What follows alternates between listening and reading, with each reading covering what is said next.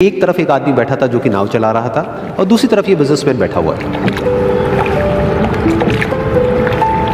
तो नाव में बैठने की थोड़ी देर बाद उस बिजनेसमैन ने उस नाव वाले से पूछा, तुझे पता है तेरी नाव में कौन बैठा है? तो नाव वाले ने बड़े ही भोलेपन से कहा हाथ जोड़ करके, नहीं साहब मुझे नहीं पता आप कौन है। तो बिजनेसमैन बोला, अरे तू अखबार नहीं पढ़ता है क्या?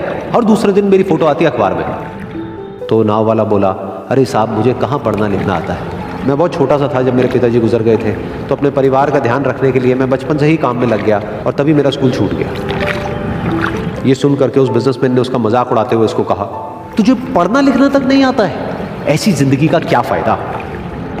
ये सुन करके उस नाव वाले को बुरा तो लगा लेकिन उसने कुछ नहीं कहा। उसकी ये बात सुन करके उस नाव वाले को सच में लगने लगा कि मेरी जिंदगी शायद किसी काम की नहीं है। अपनी इस सोच की वजह से उसका नाव से ध्यान हटा और तभी नाव की टक्कर हो गई एक बड़े से पत्थर से, जिसकी वजह से नाव में पानी भरने लगा और नाव डूबने लगी।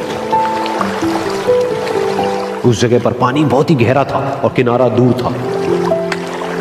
नाव वाले को समझ आ गया कि अब इस नाव को बचाने का कोई तरीका नहीं है और वो अपनी जान बचाने के लिए नदी में छलांग मारने ही वाला था। तभी उसने उस बिजनेसमैन से पूछा, साहब आपको तैरना तो आता है ना?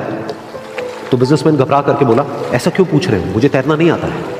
उसकी ये बात सुन करके नाव वाले को हंसी आ गई और वो बोला, अरे साहब आपको तैरना तक नहीं आता, ऐसी जिंदगी का क्या फायदा? ये सुन करके उस बिजनेसमैन को अपनी गलती का एहसास हुआ और वो हाथ जोड़ करके उस नाव वाले से बोला, तुम जो कहोगे मैं तुम्हें दूंगा, बस मेरी जान बचा लो। तो उस नाव वाले ने बोला, अरे साहब आप घबराओ नहीं, मुझे सिर्फ तैरना नहीं आता है, मुझे डूबते हुए लोगों को बचाना भी आता है, आप मुझे कस के पकड़ लो, मैं आपको कुछ नहीं होने दूंगा। और फिर उस नाव वाले ने ना सिर्फ अपनी बल्कि उस बिजनेसमैन की भी जान बचाई। तो इस कहानी से हम एक बहुत बड़ी सीख ले सकते हैं कि हमें जिंदगी में कभी भी किसी का भी मजाक नहीं उड़ाना चाहिए या उसको अपने से कम नहीं समझना चाहिए, क्योंकि हमें नहीं पता कि हमें कब, कहां, कैसे, किसकी जरूरत पड़ जाए।